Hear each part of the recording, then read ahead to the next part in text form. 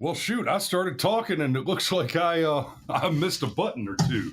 Okay, so let me try that again. I see Fish and Golf has first blood, but Patrick's with us as well, and I'm glad Patrick's watching because I'm going to be addressing the conversation he and I had this morning.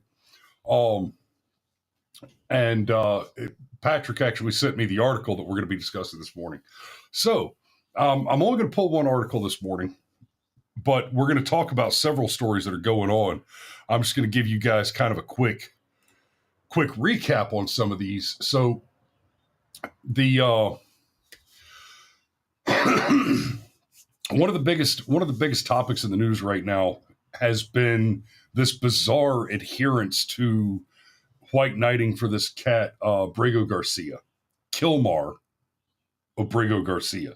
So the guy's name is Kilmar. The news keeps saying Abrego Garcia. He went by Kilmar. That's his name. But Kilmar just doesn't sound as pretty as Abrego. So that's just one of the things that they're doing to try and gaslight you over the Maryland man. And so I'm gonna kind of summarize these stories real quick, and then we're gonna talk about what due process actually is.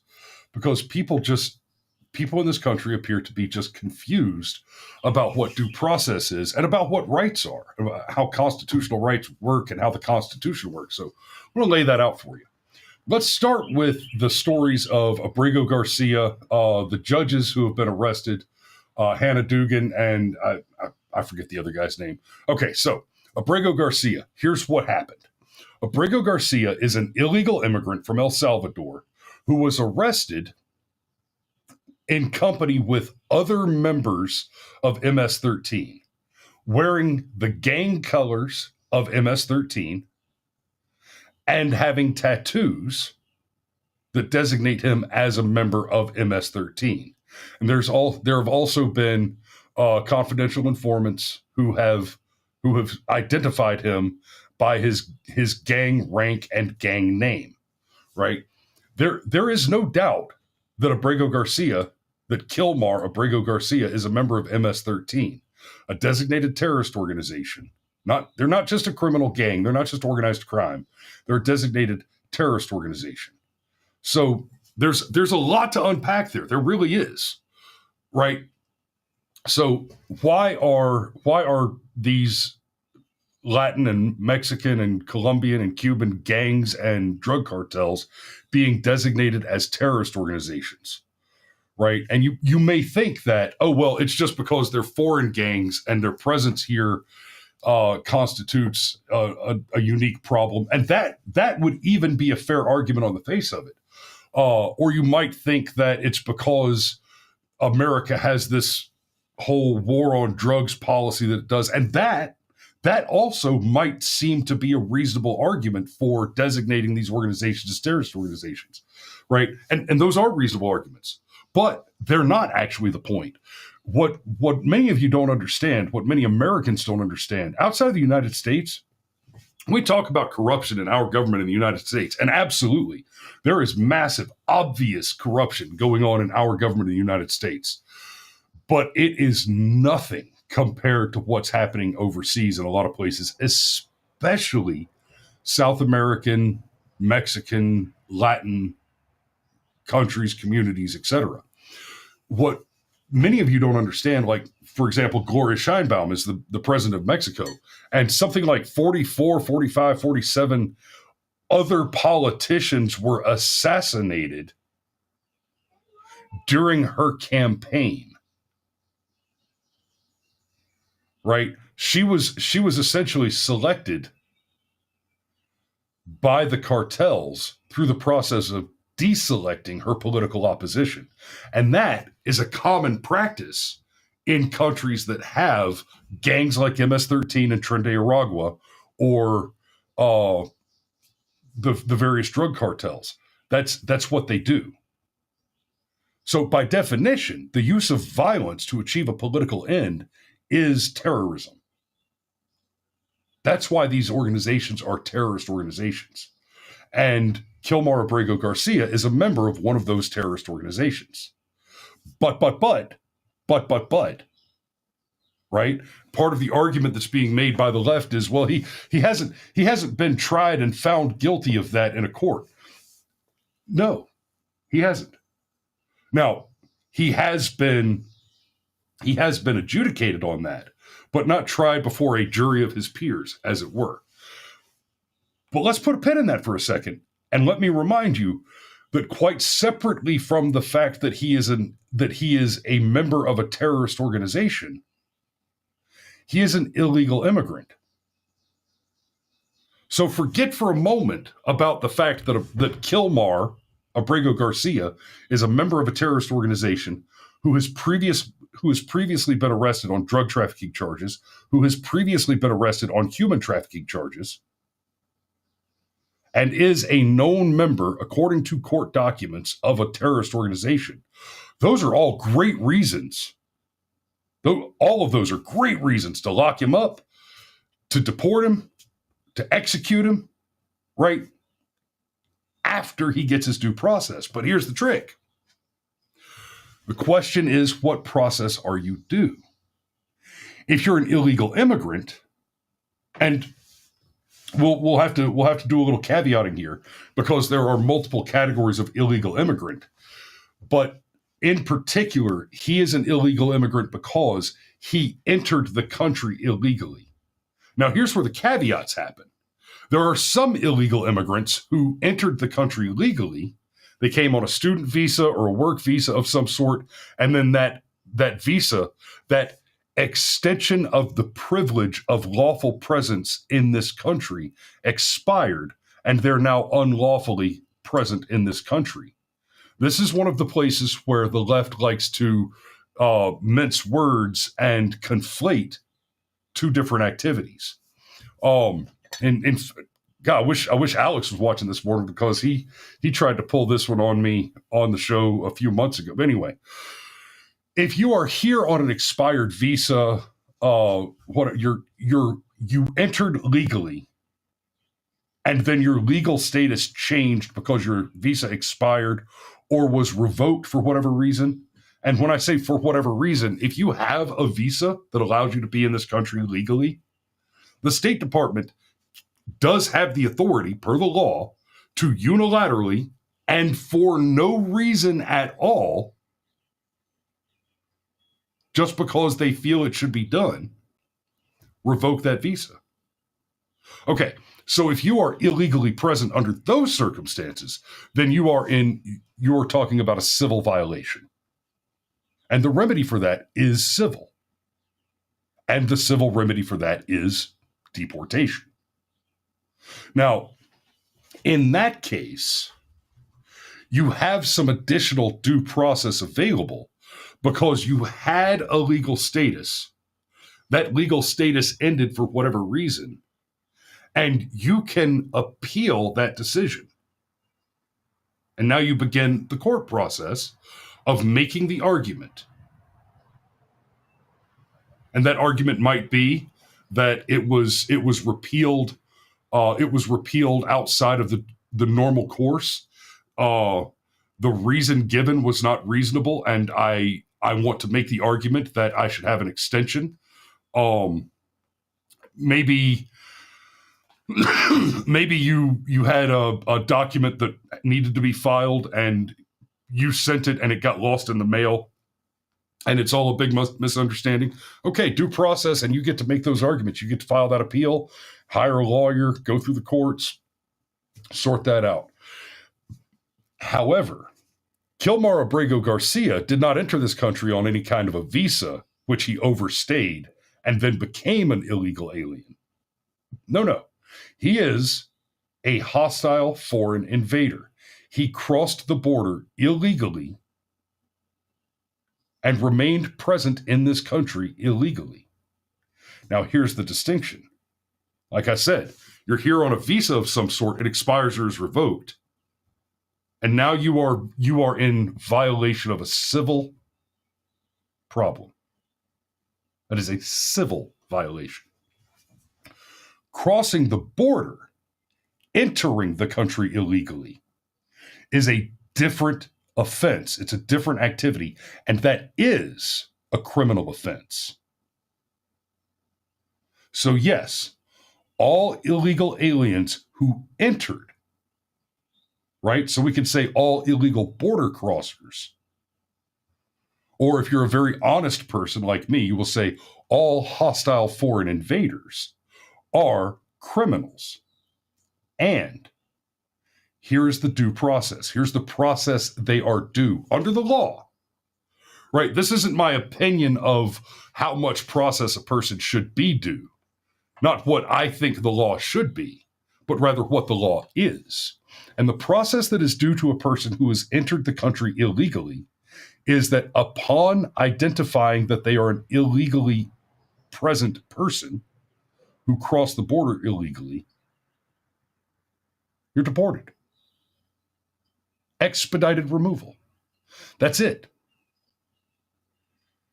If you believe, because the government cheese garbage media told you so, that Donald Trump and his DOJ and his ICE and CBP are doing something novel, something bizarre, and they're denying these people due process, that's not the case. It has ever been, right? Even under Barack Obama, the deporter in chief, expedited removal. So essentially, first, you're not a citizen. Did you enter on a visa or a green card? Did you enter on a visa? Did you get a green card? Oh, no, you never did that. Did you enter through a port of entry and apply for asylum? Oh, no, you never did that. Did you schlep it across the Rio Grande and dodge CBP and hire a coyote? My brain just about flipped over. I tried to say hire a coyote and it went mule. No. Jackal. No. Coyote. Did you hire a coyote? Did you cross the border illegally? Oh, the answer to the question, did you cross the border illegally, is yes. Well, then the solution to that problem is deportation. Period. Expedited removal. You're gone. Right? That is the due process.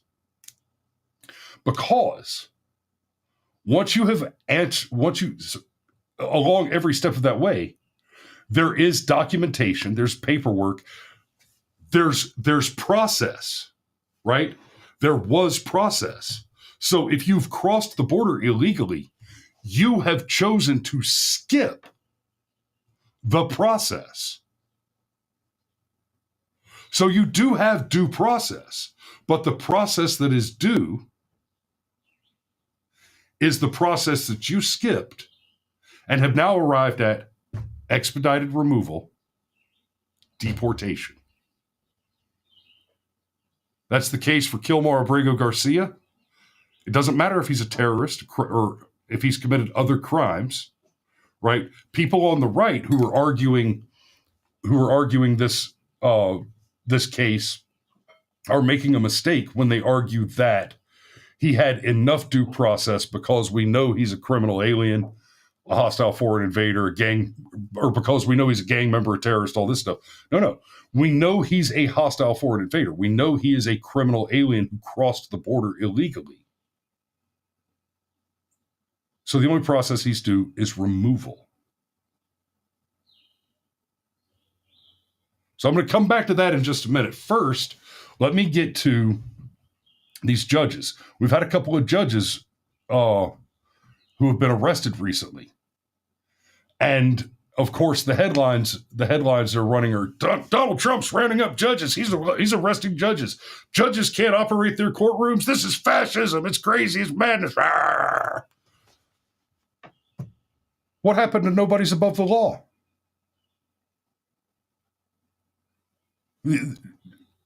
Just being a judge makes you immune to law?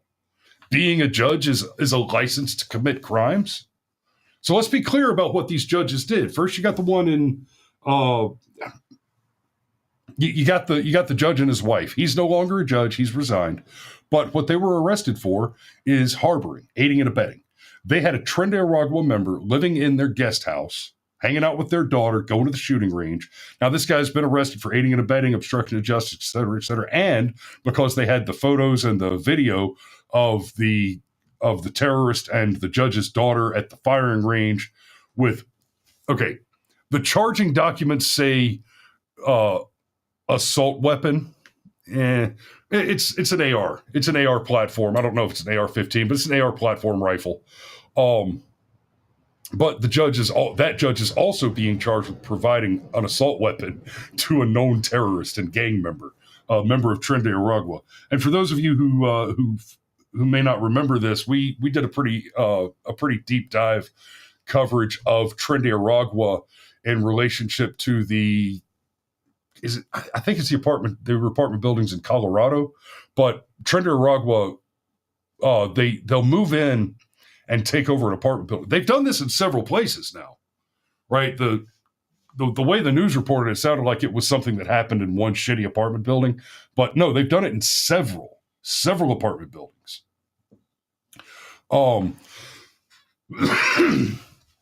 So they'll move into the apartment building and take it over, and they just start collecting rent from the tenants. And the people that own the building don't get the rent, right? And then they can't evict the tenants who aren't paying the rent because the police won't go there to do the job, right? When you evict someone from a rental property, right? It can be done. It can be done very, very civilly, very politely. You're the landlord. You go knock on the door. Hey, Joe, you haven't paid your rent in 6 months. I want you to pack your shit and go. And they say, yeah, I'm a shitbag. I haven't paid my rent. I'll pack up and go. But often the way it works is, as the landlord, you file paperwork with the sheriff. Hey, I'm evicting this tenant because they haven't paid their rent. And the sheriff goes and says, hey, you haven't paid your rent, pack your shit, you're getting out of here. By the way, I've got a gun. Don't argue with me. Just pack your shit and get out of here. Well, they're not doing that in these apartment buildings where Tren de Aragua is in charge. The cops are afraid to go there and evict tenants. So the landlords are getting absolutely just completely screwed there because Tren de Aragua was literally going around knocking on doors and collecting the rent in cash. Now, please believe the Tren de Aragua guys will evict the shit out of you if you don't pay them the rent that they think they're due. Right? So, Tren de Aragua, that's the gang that this judge was harboring a member of. And then the other judge, this is Hannah Dugan, is the one in Wisconsin. What she did is she had a hostile foreign invader, a 2-time loser in her courtroom. So first, this guy has entered the country illegally, been deported previously, and then illegally re-entered the country. But that's not what he was in court for that day. What he was in court for that day was several charges of domestic abuse, assault, and battery. He was in court that day because he beats women. And apparently the evidence is pretty compelling. There's no real doubt of his guilt on these charges. But when I say there's no real doubt on his guilt, he was not convicted of these charges. But let me get there. ICE showed up to arrest this criminal and deport him for the crime of illegally entering the country twice. Let me be clear. This is not somebody who got a student visa or a work visa, came in the country, overstayed a visa, etc. No. This didn't come through a port of entry and apply for asylum and get denied. No. He crossed the border outside of an official port of entry illegally, was caught and deported, and then came back, and then got arrested for beating women. So ICE shows up to arrest this guy and deport him. And the judge says, nope, dismisses the case, adjourns the court, and escorts the criminal out the private juror entrance, leaving the ICE agents to chase this guy on foot for almost half an hour before finally arresting him and then going back and arresting the judge for aiding and abetting and obstruction of justice. Yes, that judge, Hannah Dugan, absolutely committed a crime.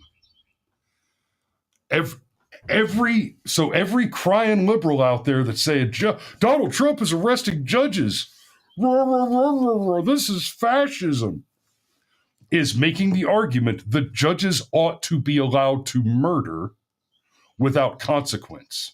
That is the argument they're making. Donald Trump is arresting judges, and this is unjust. No, he's arresting people who have committed crimes. Their profession, apart from being a tool that they used in the commission of these crimes, is irrelevant to the charges. They committed the crime. A judge who murders people is still a murderer. Sergeant Major asks, has Dugan got out on bail? I don't know. I'm actually not sure about that. So that brings us to the story this morning. So Wisconsin judge threatens courtroom boycott over Hannah Dugan arrest. A Wisconsin judge is threatening not to hold court in protest of federal authorities arresting her fellow judge, Hannah Dugan, last week. Okay, before I get any further, let's just go ahead and say this. She's not a judge anymore. Okay, she hasn't been disbarred. She hasn't been disrobed, right? She hasn't resigned. But, and I should have had this pulled up already. Article 3, U.S. Constitution. I'll pull up the exact text of Article 3.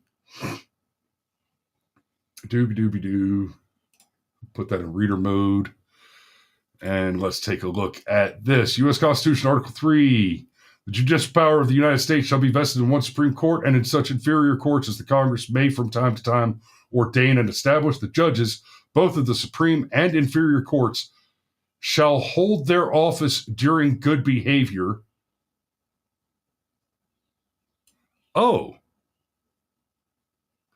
Shall hold their office during good behavior. So according to the Constitution,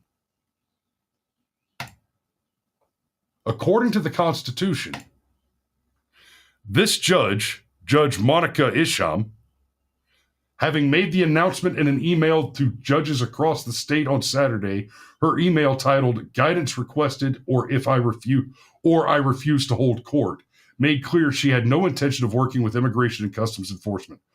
I refuse to hold court. No, honey, your job is to hold court. You are now not in good behavior. You're not doing your job. You are, checks notes, no longer a fucking judge. You just fired yourself.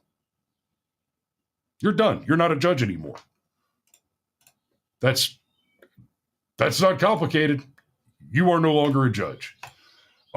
That's not how it's going to be treated, obviously, but that is in fact the law. By choosing not to hold court, she is no longer holding the position in good behavior and is therefore no longer a judge. Be controversial, says Democrats going to Democrat. Absolutely, 100% correct. She says, if there is no guidance for us and no support for us, I will refuse to hold court in Branch 2 in Sawyer County. I will not put myself or my staff who may feel compelled to help me or my community in harm's way. I have no intention of allowing anyone to be taken out of my courtroom by ICE and sent to a concentration camp, especially without due process, as both of the constituent.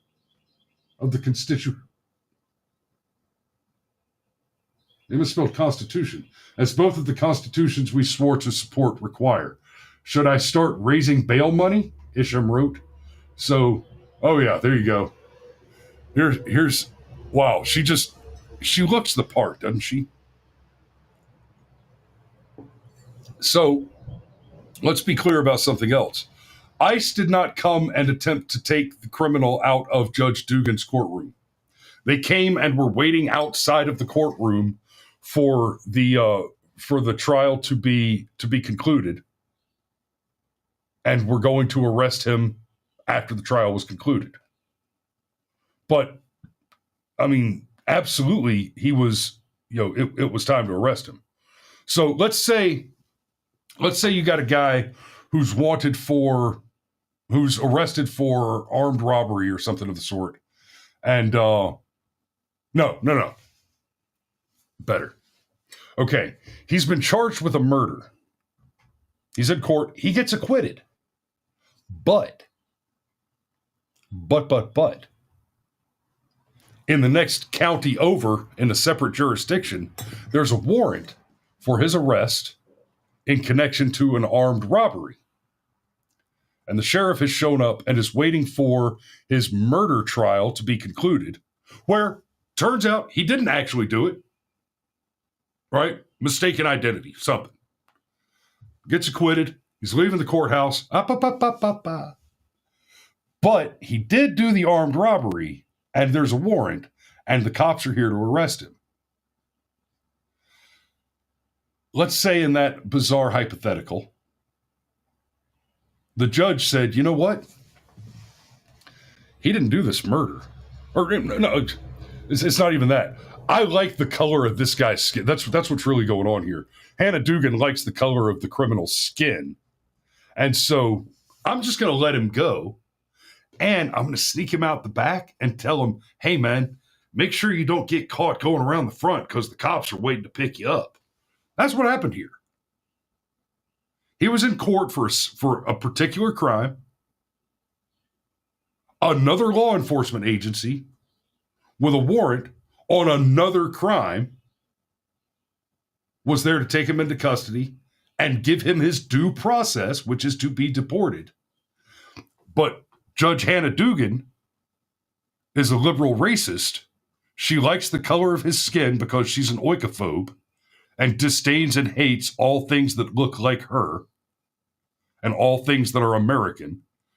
She loves, right? She's a xenophile. She loves everything foreign. And so, because she hates America and Donald Trump, she chose to break the law to the benefit of a hostile foreign invader and to the detriment and harm of the body politic and the people and the vox populi of the United States of America. So, that's what processes do. If you're an American citizen and you are accused of a crime, due process includes trial by a jury of your peers. And now there's a reason for that. Because the law is very rigid. And human behavior is not. So you might have killed somebody and been arrested and are being tried for murder. You get into that courtroom, and the facts are not in controversy. There is no doubt that you, the accused, did in fact cause this other human being to die by your hand.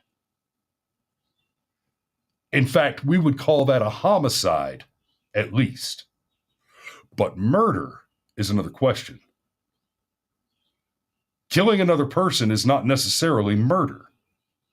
Murder is the willful and malicious killing of another person. The mens rea matters. Right? So you got a dead body and a guaranteed connection to the shooter. You have the actus rea, the guilty action. But the mens rea, the guilty mind, the intent is still in question. So you go before a jury of your peers. This is when you make the argument. I did it in self-defense. He attacked me with a weapon, and I defended myself. And now the jury has to ask the question and answer the question for themselves and settle the question for themselves. Would another reasonable person in the same circumstances or similar circumstances reasonably believe that without taking this extreme action, that they themselves would suffer grievous bodily harm, injury, or death, or loss of property? That's due process. When the law lacks clarity, due process considers the law and considers the specific particulars of a case. And that's how due process occurs. In the case of a hostile foreign invader who has crossed the border and does not have a visa, a green card, or asylum claim, didn't come through a port of entry, there's no controversy, there's no question. And the due process is to deport them. Now, here's the thing. I'm going to close on this. And I wish I'd have brought it up earlier and spent more time on it, but we can. This is another thing that people misunderstand, and it's because the enemy likes to conflate language to confuse you. The reason that these guys don't get due process in the way that people think that they should get due process does not necessarily include a trial, doesn't necessarily include court proceedings, right? There are circumstances where where that is the process that's due. And some of the arguments to this effect are that only American citizens have constitutional rights. That is incorrect. That's an incorrect understanding of the founders' intent in the drafting of the Constitution. So let me break that down for you. We believe in this country that all people, that's all people, citizens and non-citizens, have the same identical unalienable rights given them by their creator. So yes, if you're a Chinese citizen or a Japanese citizen or a British citizen, according to our beliefs and our Constitution, you have the right to free speech, the right to assembly, the right to keep and bear arms, the right not to have your government bivouac their soldiers in your residence, the right not to incriminate yourself, the right not to be subjected to cruel and unusual punishment or unnecessarily large levies. You have these rights, even if you're not a U.S. citizen. However, the Constitution does not say all people are hereby granted these rights through the signing of this document. No, it says that we assume all people have these rights, and so as an organization, a cooperative group, which will be referred to as the United States of America, we are charging our government as constituted with the responsibility to safeguard these rights on behalf of the American citizen. That's the difference. Everybody has the same rights that an American citizen has, according to the philosophical underpinnings of the United States Foundation and Constitution. But that does not mean that the United States population, citizenry, or government have a responsibility to protect and safeguard and guarantee those rights outside of this country. So as an American who believes in the Constitution, you should believe that it is unjust for a British citizen to be arrested for posting a funny meme that is offensive to someone. You should believe that it is immoral, that it is an affront to God, an offense against humanity, that Germans cannot freely purchase firearms, or at least not as freely as we can in America. You should believe that any person outside of the United States who is not as free as you are is suffering a terrible injustice, and something should be done about that. But that it cannot be our responsibility as Americans or the responsibility of our government as constituted, and certainly not the responsibility of our military, to go abroad and enforce those rights. It would be unreasonable to expect the U.S. military, in pursuit of enforcing the law of the Constitution, to go abroad and conduct a 195 front war against every country that doesn't have the rights that we believe that every person should have. So everybody has the same rights. The Constitution has nothing to do with what rights you have.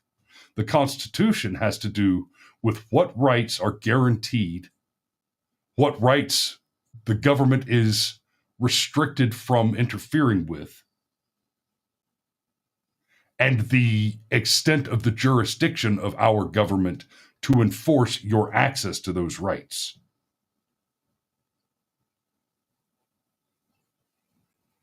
So I hope I've said that in the right order so that knot is properly untangled for you guys.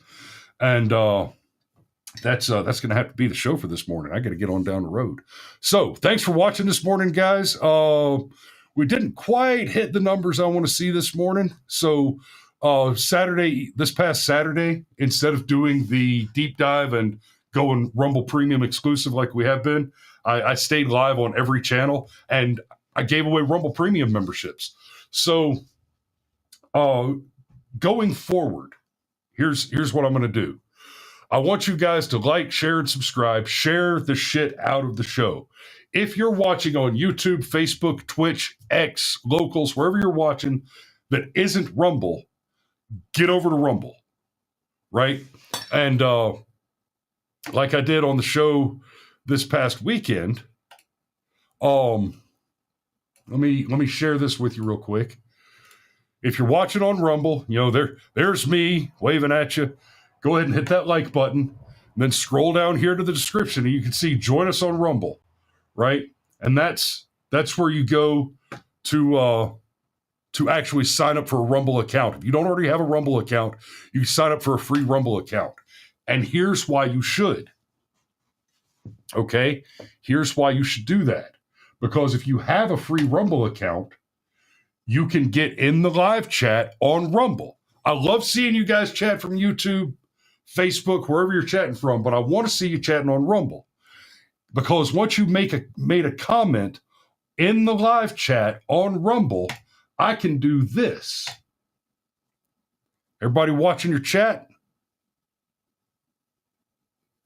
Hey, look at that. And Brian got the free membership this morning, right? So, going forward, anytime we crack 50 viewers or more on Rumble, I'm going to give away one free membership. That is a subscription to this channel in particular, a paid subscription to this channel, which comes with a month of access to the premium. So that means that Brian, now, if you weren't already a premium user, then you get to watch the exclusive content on Saturday nights on my dime. So share the shit out of the show. Tell your buddies that we're doing this. Come watch the show. You don't just get that. When I give you a free membership, you're getting that free premium, and now you can go watch the extended content from Steven Crowder. You can go watch the behind-the-scenes content from Tim Pool. You can go watch the butthole jokes from Russell Brand, right? For 1 month. So, but in order to be eligible, you have to be signed in on Rumble, and you have to have already made a comment, and not just watching the live show. You have to have made a comment in the chat, and that's not my rule. That's how the system works. So what happens is I click a button that says spend my money, and Rumble says, okay, here's the wheel. Brrr, you get a free subscription, and so you got to be watching, you got to be commenting, and when we hit the numbers I want to see, I'm going to give away a subscription. I'm not going to do it every morning, but I'll do it on any given. I may do it on any given morning. So if you miss one, you missed out. And with that, I'm going to go ahead and put a pin in it. Thanks for watching this morning, guys. We love you, and we will see you tomorrow.